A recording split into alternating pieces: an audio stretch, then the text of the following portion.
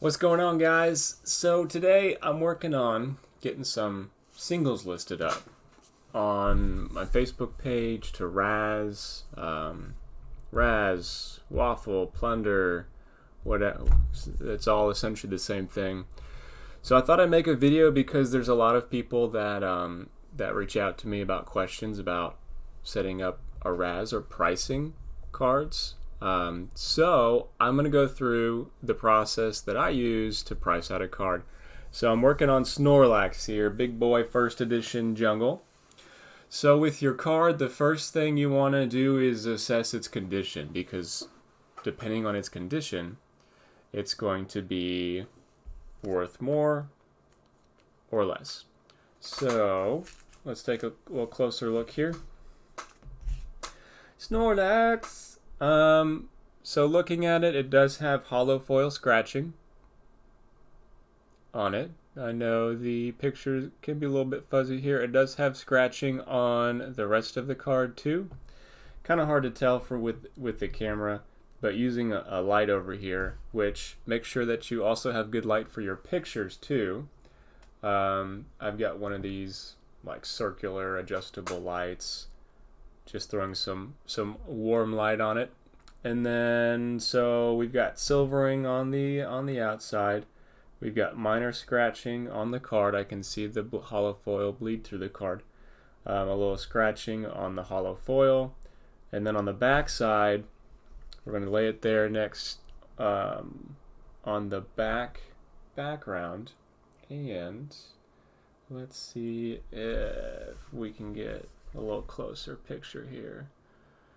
So with pictures too, a black background is the best because that allows you to let your potential buyers or Razz participants get a good idea about the whitening on the back. If you put it against a white background like printer paper, you can't see it, and it does make the card look better, but here's what's wrong with that. When the person who either wins the card or buys the card gets it, they're going to be surprised by the condition. It's not going to look as good as they thought it did, which is not good for you as the host of your Razz or the seller of the card. I mean, at the end of the day, you want return people entering into your Razzes. You also want return buyers as well. So give them the most information as possible. So we do have whitening on all four edges.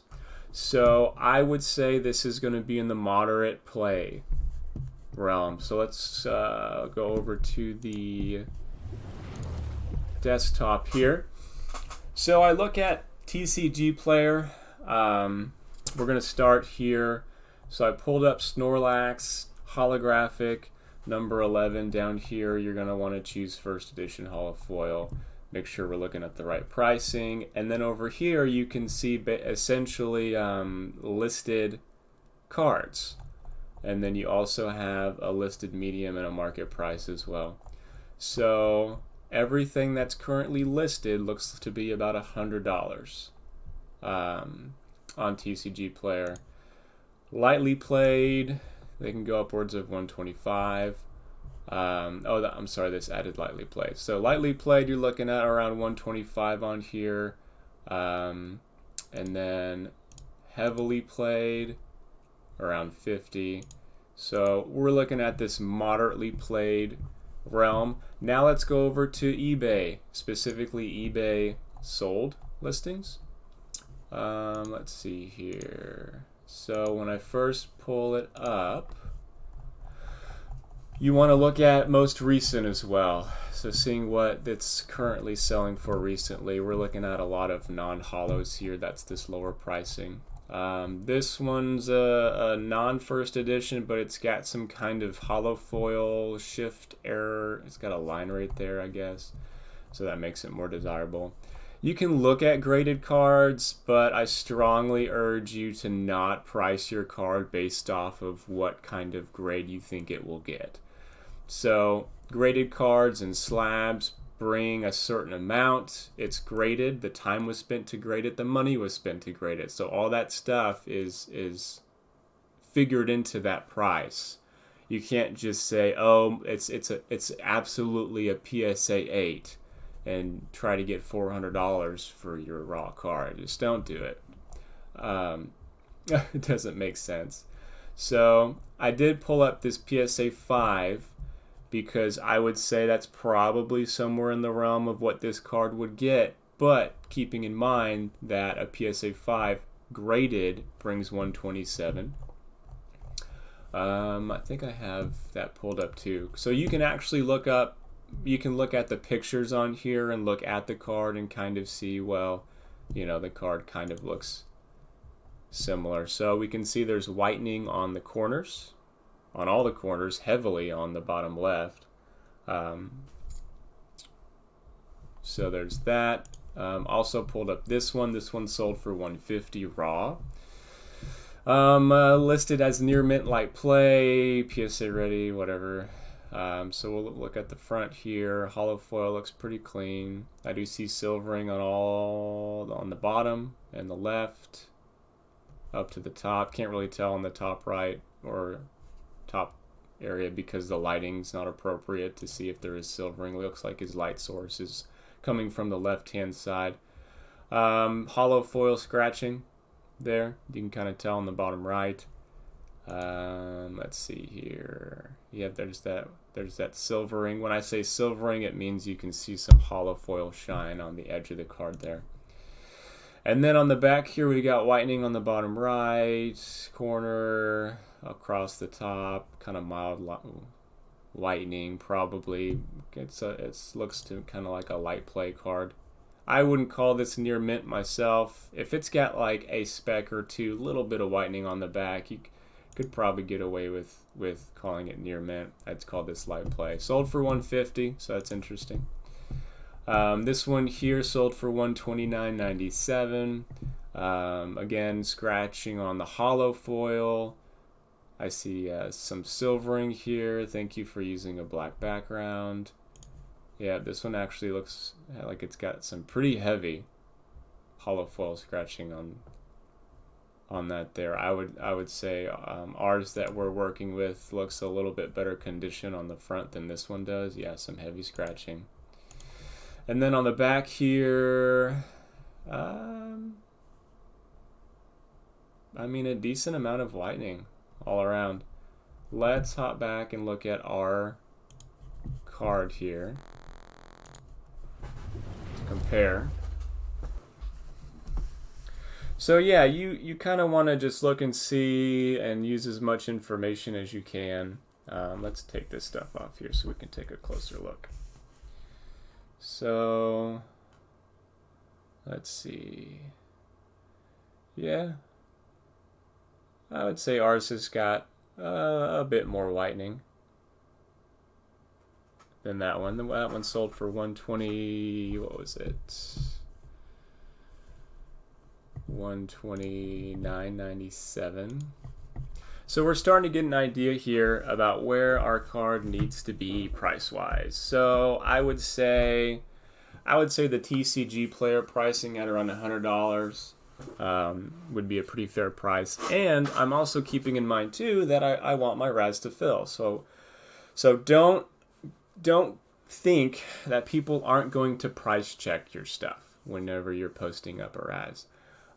They will absolutely look up that card. They'll look at your pictures. They'll gauge condition, because even though someone's buying a spot, not paying for the card outright in hopes of winning it, they still want to make sure they're not overpaying for something.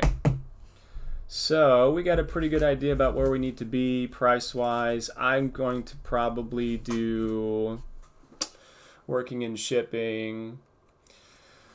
Oh, let's do 115. Let's do 115. Something to keep in mind too with TCG Player as well. Let's go back to the desktop. There's ranges on here and you don't get pictures. So these are all moderately played cards. You don't get pictures of it. I mean, they could essentially be a little bit more on the heavy play side. So let's do 115. Ours is in pretty okay shape. I think $115 is fair. Also taking into account shipping, and whenever we ship stuff to bubble mailer, top loader, penny sleeve. I do team bag over it as well between cardboard, ensuring that's arriving safely. And then also too, because of the price, probably going to be shipping something like UPS. You know, USPS first class nowadays is kind of questionable. So here we are here on my page, Goldenrod City by Razz. So we got pictures here ready to go. Nice picture of the front. I took a angled picture to kind of get some light reflection off of the hollow foil so people can see what's going on there. And then we have a picture of the back of the card on a black background too, so people can see the whitening situation. So this is what we'll do. We're gonna do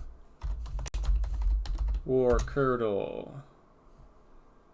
Snorlax, first edition, hollow, and Razz.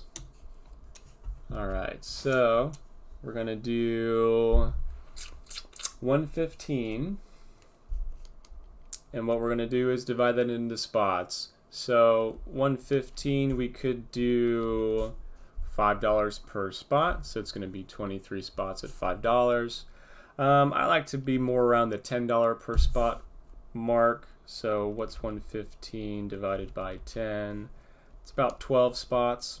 So if we did 12 spots at $9, that's 108. Yeah, we'll roll with that. We'll just do 12 spots at $9. 108. It's not 115, but I think 108 is fine. So we'll do 12 at. Yes, I'm a poker. You also want to put whether or not there's a limit on the spots. Some people will do max 3 per person or max 30% of spots. I don't. I just do no limit. If somebody wants to buy 11 out of 12 spots, go for it. And then you also want to put what the shipping situation is like. Generally with Razzes, you want to include shipping in it. So people can enter it, buy a certain amount of spots, don't have to worry about getting tagged with a shipping invoice after they win it, especially if we're shipping, you know, I live in Florida. If I'm shipping to Washington, the shipping could be a little pricey there. So free domestic shipping. Make sure you clarify that it's free domestic shipping, because we will get people on Facebook pages internationally, and they'll enter and they'll be like, yeah, I live in Vietnam. And you're like, oh, okay, probably should have specified. 12 at 9, no limit, free domestic shipping. And then we're gonna have pay stage when filled. That's right. So, and this is for people that are just getting into Razzes and maybe thinking about posting up a Razz. Do not start collecting money from people until the entire thing is full. Reason being, there's a chance it could not full, and if you've collected money from 10 people, each buying one spot, and you cannot get those last 2 spots filled, it's a big pain in the butt to have to refund 10 people. So you want to wait to post payment information until the very end, after everything's full. And then, yeah, once you're full and once everyone's paid, then you roll it. Random.org is usually the website that's used for that. Random number generator. So yeah, hope that was helpful. That's the process that I go through with deciding on pricing for singles. Generally the same process for sealed product as well. You can go to TCG Player and look at pricing on sealed product. The same with eBay, sold listings. There's other places that you can look at for sealed product to look at market pricing. StockX is one that I've been using recently. You can look at market trends on there. So yeah, hope that was helpful. Thanks for watching, and yeah, like, subscribe, comment if you want to, would like to know your opinion on the video. If you found value in it, definitely subscribe so that you do get notified whenever more content pops up. So yeah, this has been WarCurtle talking about Pokemon. Okay, bye.